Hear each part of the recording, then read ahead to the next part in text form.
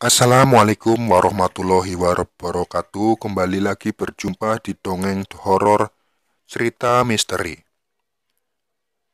Sungguh ironis, hal yang seharusnya tidak boleh dilakukan seorang anak yang merupakan permata hati dan tumpuan masa depan kedua orang tuanya harus diserahkan kepada iblis.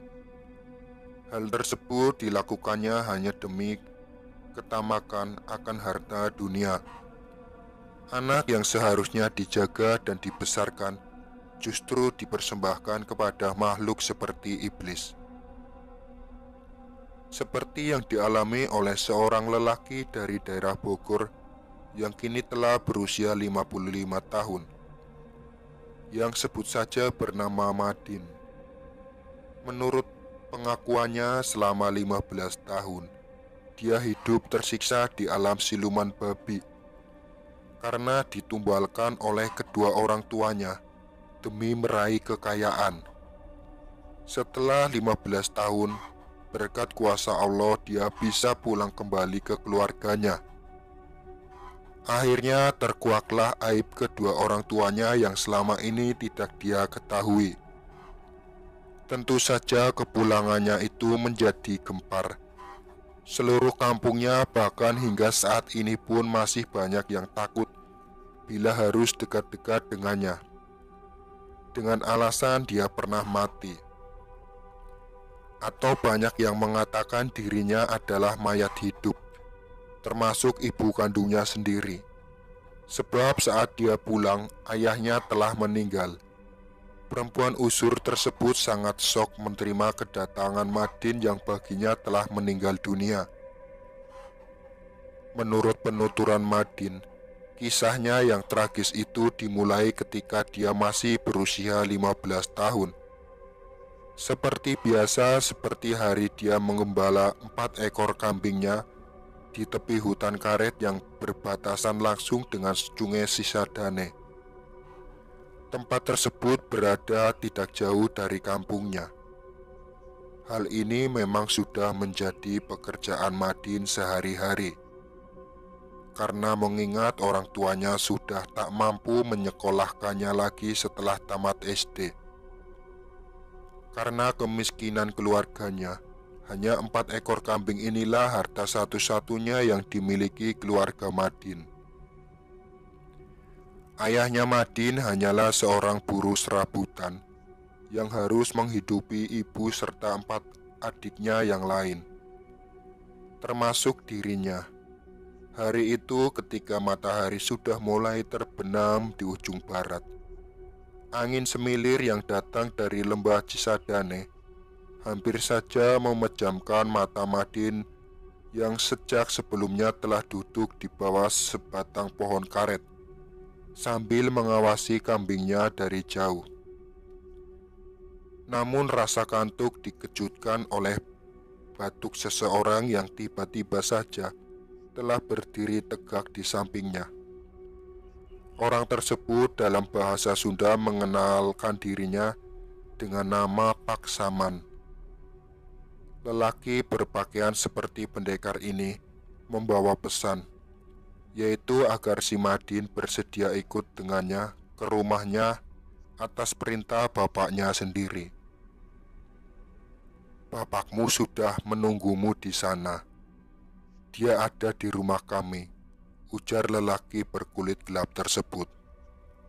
Seperti dihipnotis, Madin menurut saja. Bahkan dia lupa dengan kambing-kambingnya.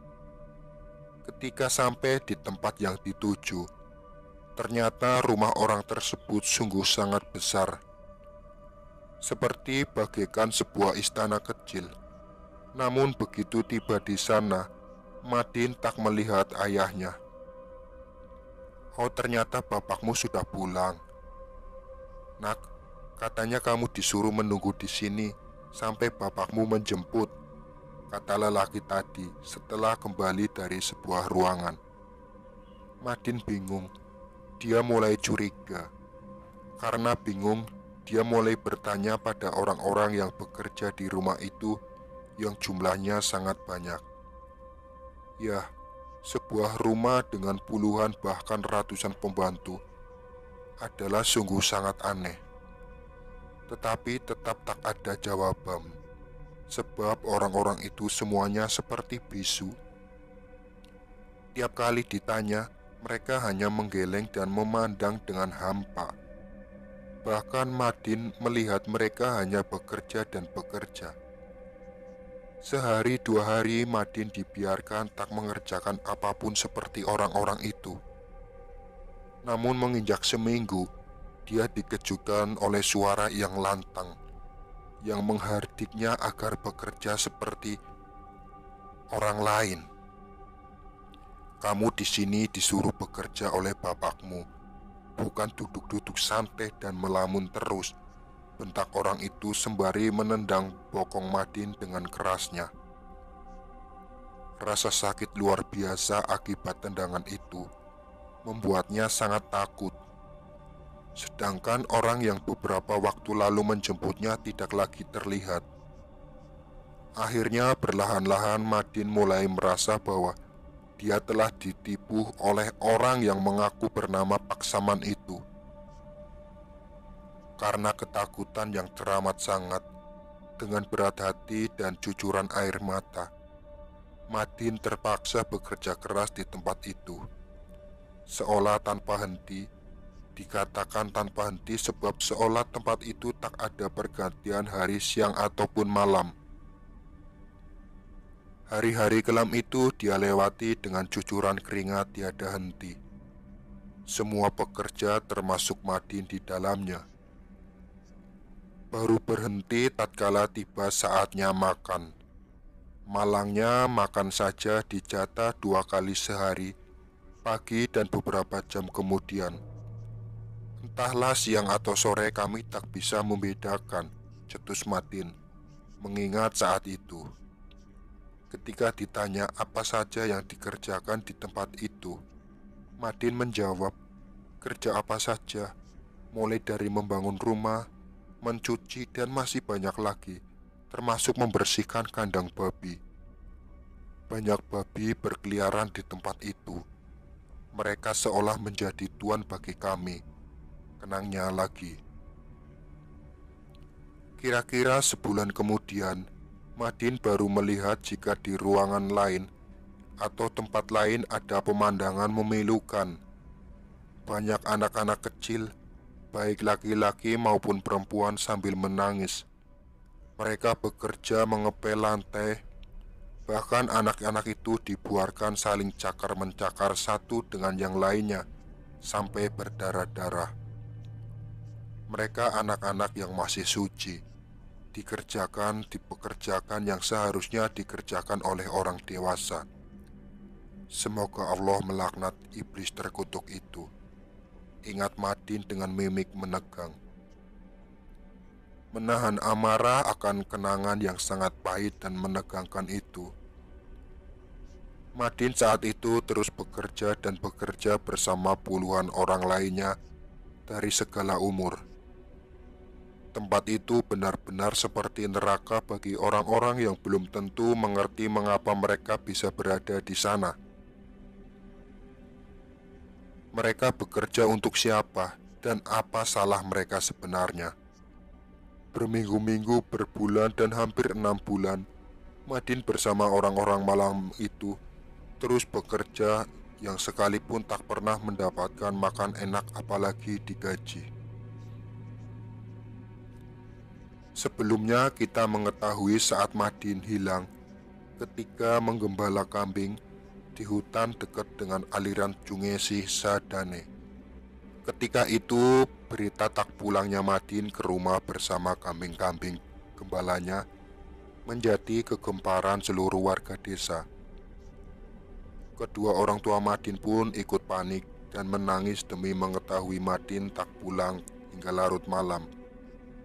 Setelah disepakati oleh beberapa pemuka desa, akhirnya rombongan sesepuh desa dibantu beberapa pemuda menyusul atau mencari Madin di tempat biasa menggembala ternaknya. Memang tak begitu sulit menemukan tempat itu. Tapi para penduduk tak menemukan Madin. Hanya 4 ekor kambingnya saja yang ada di tempat itu. Setelah dijelajahi areal hutan di sekitar tempat itu, nyatanya para penduduk tak menemukan juga jejak Madin. Akhirnya mereka pulang dengan hanya membawa 4 ekor kambing saja. Sesampai di rumah kedua orang tua Madin, hanya mampu menangis dan tak bisa berbuat apa-apa. Namun belakangan diketahui kalau Madin sesungguhnya anak angkat kedua orang tua itu. Dulu mereka tak punya anak, sehingga Madin diangkat sebagai anak. Setelah mengangkat Madin sebagai anak, barulah ibu Madin mengandung ketiga anaknya yang lain. Baru keesokan harinya seorang pekerja getah karet mengabarkan penemuan seorang mayat di semak-semak di tengah hutan dengan penuh luka. Mayat itu tak lain adalah Madin. Para penduduk mengira dan diperkuat oleh analis di dokter jika Madin tewas karena diserang binatang buas. Hal itu ditandai beberapa luka serutukan binatang dan beberapa helai bulu babi hutan yang masih menempel di kaosnya.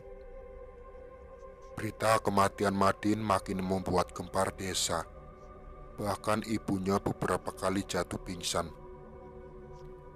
Entahlah pura-pura pingsan atau memang dia menyesal karena telah melakukan semua itu demi kekayaan.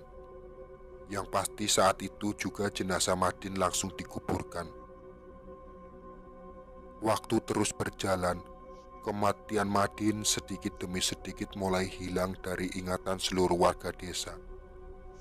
Setelah 15 tahun sejak kematian Madin, warga desa pun benar-benar lupa dengan kisah tragis seorang anak rajin itu. Bahkan saat ayahnya meninggal, kabar tentang Madin sudah dilupakan orang. Beberapa hari setelah ayahnya meninggal, kegemparan luar biasa kembali terjadi. Di desa itu tiba-tiba muncul seorang lelaki setengah baya yang mengaku bernama Madin. Anak yang dikabarkan meninggal dunia 15 tahun lalu akibat diseruduk babi hutan. Tak ada yang percaya jika dia benar-benar Madin yang sudah mati. Namun sejumlah warga desa yang menjadi saksi peristiwa 15 tahun silam itu mulai percaya. Hal itu ditandai dengan beberapa tanda, di antaranya kaos yang dipakai Madin ketika hilang dulu, walau kini sudah hancur dan terasa kesempitan. Begitu juga celananya, walau sudah compang-camping, namun masih dikenakan oleh Madin. Akhirnya sebagian penduduk percaya jika itu benar-benar Madin. Acara selamatan pun digelar, dan dari sinilah awal kisah ini meluncur dari mulut Madin sendiri. Walau begitu, tak sedikit pula orang yang takut berdekatan dengan Madin yang dibilang mayat hidup. Mengapa hal itu bisa terjadi dan siapakah yang mati itu? Saat Madin masih berada di alam siluman babi, yang menurutnya hanya 6 bulan itu, padahal yang sesungguhnya sudah selama 15 tahun. Tiba-tiba ada kegaduhan di istana babi. Rumah besar bak istana itu tiba-tiba bergetar hebat seperti gempa. Orang-orang berlarian menyelamatkan diri termasuk Madin. Dalam pelariannya di antara guncangan tanah, telinganya mendengar sebuah lagu yang pernah didengarnya walau dia sudah sangat lupa. Ketika dia dengarkan dengan seksama, Madin baru ingat jika lagu itu ternyata suara azan, pertanda ajakan sholat. Dalam kepanikannya dia mengikuti suara dan menirukan azan itu dengan linangan air mata. Bumi makin bergoncang hebat. Tanah di sekitarnya seperti beterbangan ditiup topan. Tiba-tiba terdengar gemuruh seperti topan menerjang yang meluluh lantakan tempat itu hingga Madin jatuh dalam kegelapan. Di saat kesadarannya kembali, dia sudah berada di tengah hutan, dan tak jauh darinya dia menemui orang tua bersorban, yang ternyata orang inilah yang mengumandangkan azan. Begitu selesai, Madin segera menganjak dan memanggil orang tua bersorban itu. Orang tua tersebut seperti kaget dan bingung seperti halnya Madin. Menurut penuturan orang tua itu, dia mencari seorang bocah perempuan yang konon diculik lelembut hutan karet ini. Tapi yang muncul justru Madin. Namun orang tua bijak tersebut sudah mulai menangkap arti semua ini. Dengan menyebut kebesaran Allah, Madin diantar ke tepi hutan dan menyuruhnya pulang. Siapakah gerangan orang tua ini? Ternyata orang tua tersebut adalah Haji Sapri, warga desa jauh yang diminta tolong oleh keluarga si bocah perempuan yang hilang itu untuk menemukan putrinya yang hilang secara misterius. Dengan kelebihan yang dimiliki serta karomah yang ada pada Haji Sapri, dia memastikan jika bocah perempuan itu hilang di sekitar tempat ini. Maka di tempat munculnya Madin, yakin di tengah hutan karet inilah Haji Sapri berdoa serta mengumandangkan azan. Namun tanpa diduga, dia justru menemukan Madin. Padahal tujuan semula Pak Haji mencari bocah perempuan itu, ini adalah sebuah mukjizat Allah bagi umatnya yang beriman. Dan Haji Sapri adalah salah satu umatnya yang diberi karomah. Cetus Madin mengenang Haji Sapri telah meninggal beberapa waktu silam. Bukan itu saja, belakangan ternyata atas kuasa Allah, bocah perempuan itu pun diketemukan lewat Haji Sapri. Bocah perempuan itu ternyata dibawa makhluk halus di tepi hutan dekat dengan jalan raya, tepatnya di demit penunggu pohon tembesi. Dan Madin pun baru mengetahui jika kematiannya adalah karena ditumbalkan oleh orang yang silau akan dunia. Ternyata orang tua angkat memuja siluman babi demi kekayaan. Semoga peristiwa ini mengajarkan suatu hikmah bagi kita akan kebesaran Allah, dan janganlah sekali-kali berbuat syirik padanya. Sumber Majalah Misteri.